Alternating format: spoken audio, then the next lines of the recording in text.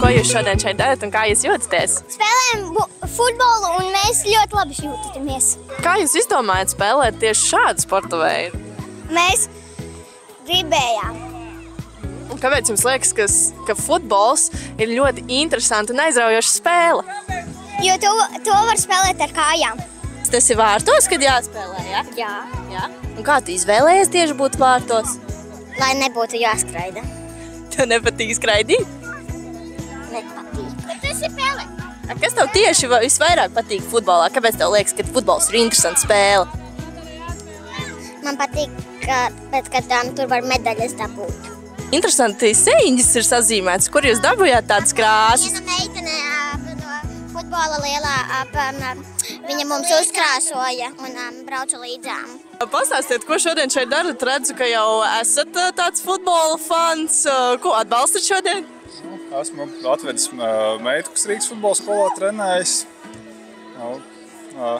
Atbalstīšana sanāk no mans puses minimāli, jo es galvenokārt strādāju.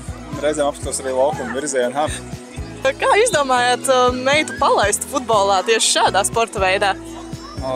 Sākotnēji tas bija 20. 21. gads, kad principā viss pa ziemu bija Covid dēļ aiztaisīts cietā, futbola treniņā ārā notika.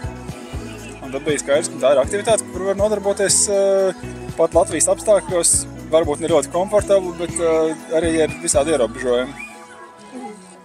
Kā jums ir ar satraukumu ejot laukumā un spēlējot pret komandām?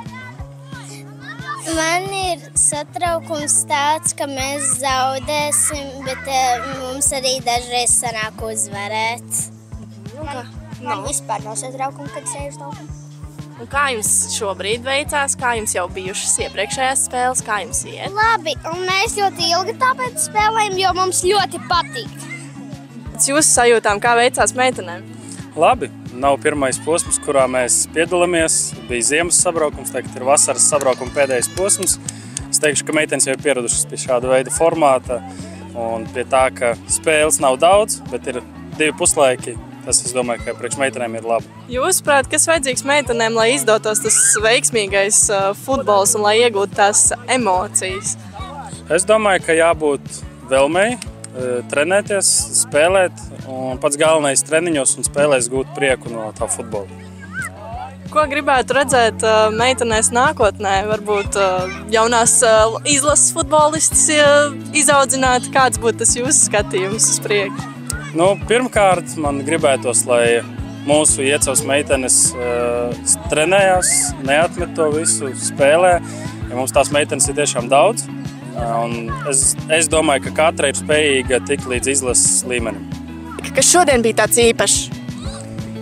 Ka mēs vinējām 3 komandas pēdējo, jo zaudējām, jo bija baigi stiprā. Tā man patika ļoti. Patiesībā galvenā sastāvdaļa futbolā jau ir emocijas un prieks, un to pavisam noteikti mēs šajā dienā ieguvām. Neatlaidība mazajiem, un kas zina, varbūt nākotnē sastapsimies ar kādu no meitenēm izlases rindās.